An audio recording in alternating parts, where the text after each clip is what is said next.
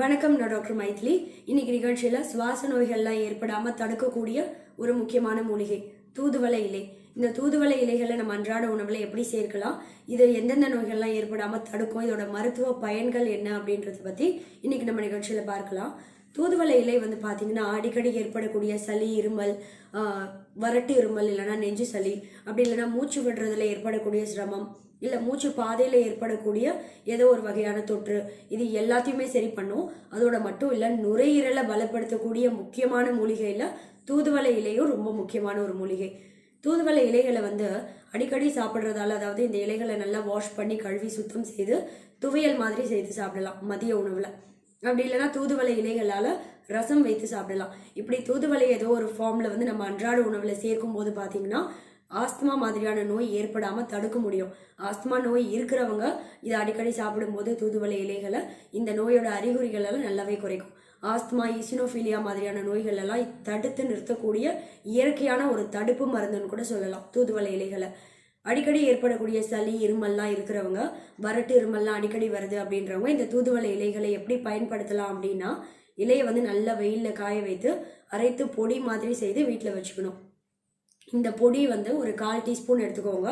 இதோட சம அளவு, அதாவது அதே 1/4 டீஸ்பூன் அளவு திப்பிலி பவுடர், திப்பிலி பொடி நீங்கள் வாங்கி வச்சுக்கோங்க.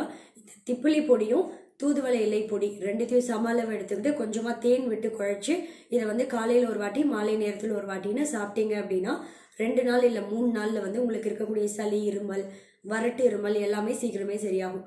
காய்ச்சல் இருக்குது அப்படின்னா தூதுவளை இலையால் கஷாயம் செய்து சாப்பிடலாம். இந்த தூதுவளை கஷாயம் அப்படிங்கிறது எப்பேற்பட்ட நெஞ்சு சளியாக இருந்தாலும் சரி, அந்த சளியை நல்லா கரைத்து வெளியேற்றம் செய்யக்கூடிய அந்த தன்மை இந்த இலைகளில் நிறையவே இருக்குது. இந்த தூதுவளை கஷாயம் எப்படி செய்யணும் அப்படின்னு பார்த்தீங்கன்னா, முதல்ல கொஞ்சமாக ஒரு 12லேருந்து 15 இலைகள் துளசி இலை எடுத்துக்கோங்க. நல்லா கழுவி சுத்தம் செய்து தனியாக வச்சுக்கோங்க. இதில் ஒரு 7 இல்லைன்னா 8 இலைகள் தூதுவளை இலையும் நல்லா கழுவி சுத்தம் செய்து வச்சுக்கோங்க. இந்த 2 இலைகளையும் ஒரு 2 கிளாஸ் தண்ணியில் போட்டு நல்லா கொதிக்க வைக்கணும். கொதிச்சுட்டு இருக்கும் போதே ஒரு சிட்டிகை மஞ்சள் தூள், ஒரு சிட்டிகை மிளகுத்தூள் சேர்த்து நல்லா கொதிக்க வைக்கணும். இந்த 2 கிளாஸ் தண்ணி அப்படிங்கிறது நல்லா கொதிச்சு குறைந்து 1 கிளாஸ் அளவு வர வரைக்கும் கொதிக்க வைக்கணும். 1 கிளாஸ் அளவு வந்ததும் இதை எடுத்து நல்லா வடிகட்டி வெதுவெதுப்பான சூட்டில் காலையில் ஒரு 60 ml, ஈவினிங் டைமில் ஒரு 60 ml இப்படி குடிச்சிங்க அப்படின்னா கண்டிப்பாக ஒரு 3 நாள்லேயே உங்களுக்கு எவ்வளோ ஒரு நெஞ்சு சளியாக இருந்தாலும் சரி அது சீக்கிரமே வெளியேற்றமாயிடும். காய்ச்சல் இருக்குது அப்படின்னாலும் அதுவும் சீக்கிரம் சரியாகும். இந்த தூதுவளை இலைகள் சுவாசம் சம்மந்தப்பட்ட நோய்களை சரி பண்ணுறதோட மட்டும் கிடையாது, புற்றுநோய் ஏற்படாமல் தடுக்க முடியும்.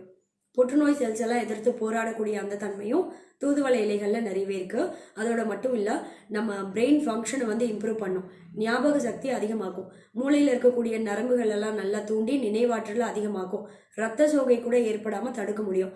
அனீமியா ஏற்படாமல் தடுக்கிறதோட மட்டும் இல்லை, நம்ம ரத்தத்தில் சர்க்கரையோட அளவை கூட கட்டுப்பாட்டில் வைக்க இந்த தூதுவளை இலைகள் ரொம்ப ஹெல்ப்ஃபுல்லாக இருக்கும். இவ்வளோ ஹெல்த் பெனிஃபிட்ஸ் தரக்கூடிய இந்த தூதுவளையை கண்டிப்பாக நம்ம அன்றாட உணவில் அடிக்கடி தூதுவளை இலையில ஒரு துவையல், அப்படி இல்லைன்னா தூதுவளை இலை ரசம், இதெல்லாம் சாப்பிடணும் அப்படின்றதுக்கான ஒரு விழிப்புணர்வு இன்னைக்கு பார்த்தோம். மீண்டும் வேறொரு ஆரோக்கிய நிகழ்ச்சியுடன் உங்களை சந்திக்கிறேன். நன்றி கூறி விடைபெறுவது டாக்டர் மைதிலி.